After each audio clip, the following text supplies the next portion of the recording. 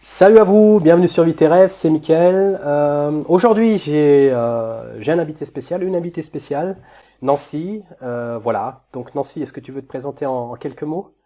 Bonjour tout le monde, alors moi c'est Nancy, je suis de la chaîne YouTube Binancy comme vous le voyez et aujourd'hui avec Michael on a décidé de faire une vidéo ensemble pour une interview concernant les étudiants sur le thème de comment créer son entreprise en étant étudiant puisque moi-même je suis étudiante et j'ai quelques questions là-dessus. Voilà. Parfait, je te remercie Nancy. En plus, tu es étudiante en Allemagne, hein, enfin on est tous les deux en Allemagne. On se connaît par rapport à un ami en commun.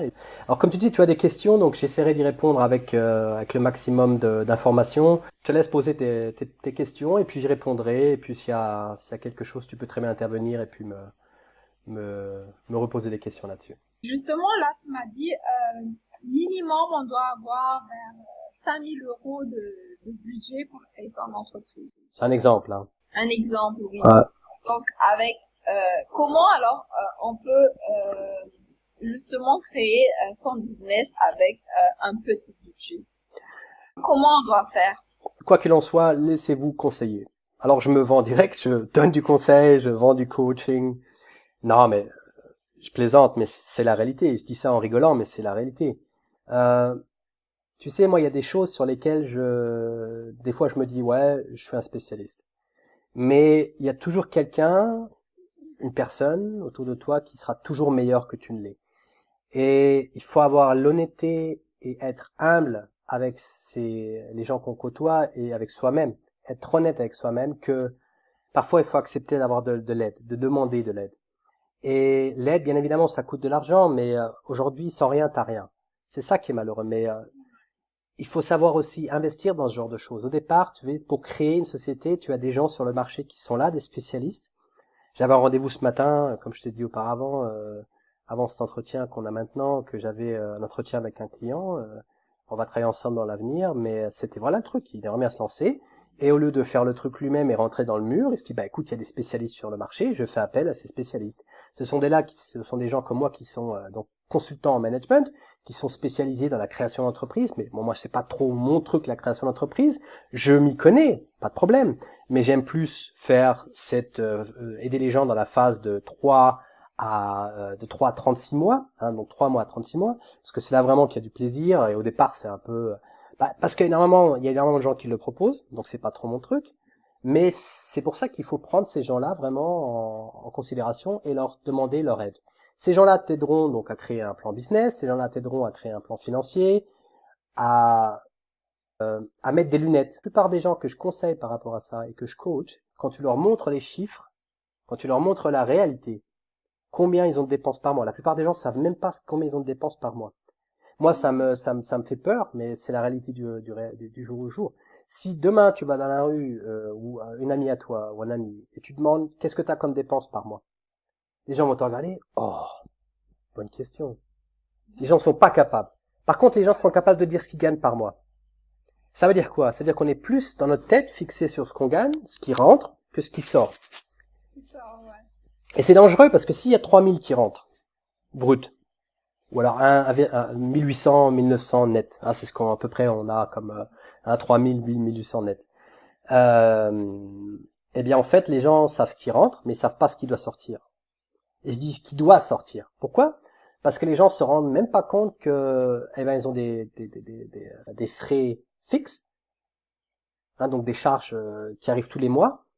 Téléphone portable, téléphone à la maison, internet, télé comme la TNT en France, dans les pays francophones. Là, on a des abonnements. C'est des frais mensuels qui reviennent tous les mois. C'est pas compliqué. Putain, je peux dire, Loyer. ouais, le loyer, l'électricité, le téléphone, les frais d'assurance supplémentaire, de caisse de maladie, tout ça. Mais les gens savent même pas. Et c'est la première chose qu'on devrait faire quand on commence un petit business. Vraiment, savoir qu'est-ce qu'on a comme frais, qu'est-ce qu'on a comme dépenses. Quand on connaît ses dépenses, après, on va commencer à planifier ses revenus. Donc on va vraiment faire d'imaginer le chiffre d'affaires. Qu'est-ce que je pourrais vendre? Donc il y a plusieurs situations. On peut partir du worst case. Worst case, c'est vraiment la pire situation. La situation moyenne est la meilleure situation. Donc tu vas avoir 3 différents chiffres d'affaires à la fin. Et moi je dis toujours, fais un mix des deux. Donc c'est une situation entre les deux, entre le worst case et le best case. Et quand tu as des chiffres, par exemple, de 48 000 euros, quoi, hein, et tu gagnes 60 000, 48 000, 60 000, fais la moyenne des deux, et tu peux dire, voilà, c'est ton chiffre d'affaires. Et c'est ça que les gens, faut qu'ils comprennent. Si tu sais ça par rapport à ça, eh bien, tu sauras à la fin combien il faut de budget au départ.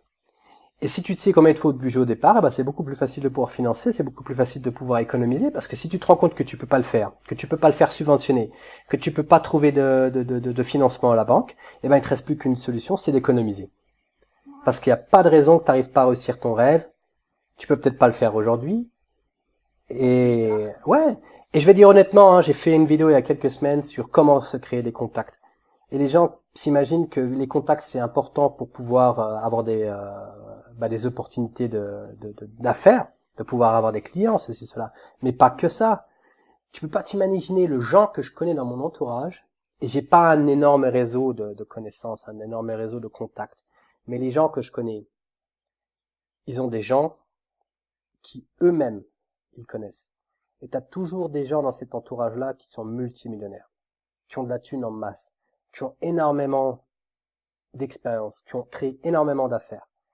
Et avec ces gens-là, tu peux apprendre énormément. Et la première chose que je fais quand je rencontre ces gens-là, parce que je les connais, et si je sais que la personne peut m'aider, je vais la voir, je lui dis, écoute, voilà, j'ai telle ou telle affaire. Comme à la banque, comme par rapport à l'État, tu fais une présentation vite fait, tu dis, voilà, j'ai telle ou telle affaire, j'ai telle ou telle idée, j'ai besoin de ton argent. Est-ce qu'on peut est-ce qu'on peut se voir pour que je te présente le truc et que éventuellement tu investisses dans mon projet? Tu vois? Donc ça, c'est un autre type aussi de financement. Financement, ça veut pas dire que c'est la banque. Financement, ça veut dire que c'est peut-être quelqu'un qui a de la thune et qui pourra t'aider dans ton entourage et qui sera prêt à investir dans ton affaire parce qu'il croit en toi. Et ça fait plaisir de voir que des gens privés, avec leur capital privé, investissent en une personne privée parce qu'ils le font pas pour la société, ils le font pour toi. Bien évidemment, ils vont retoucher de la thune en fond, hein, ils font pas ça pour rien parce qu'il y a toujours des intérêts derrière, un intérêt personnel, un intérêt financier. Mais c'est ça la beauté du business, c'est que pardon. À la fin, si tu as des gens sur qui tu peux compter, tu te rendras vite fait compte que t'es pas tout seul en fait avec ton affaire.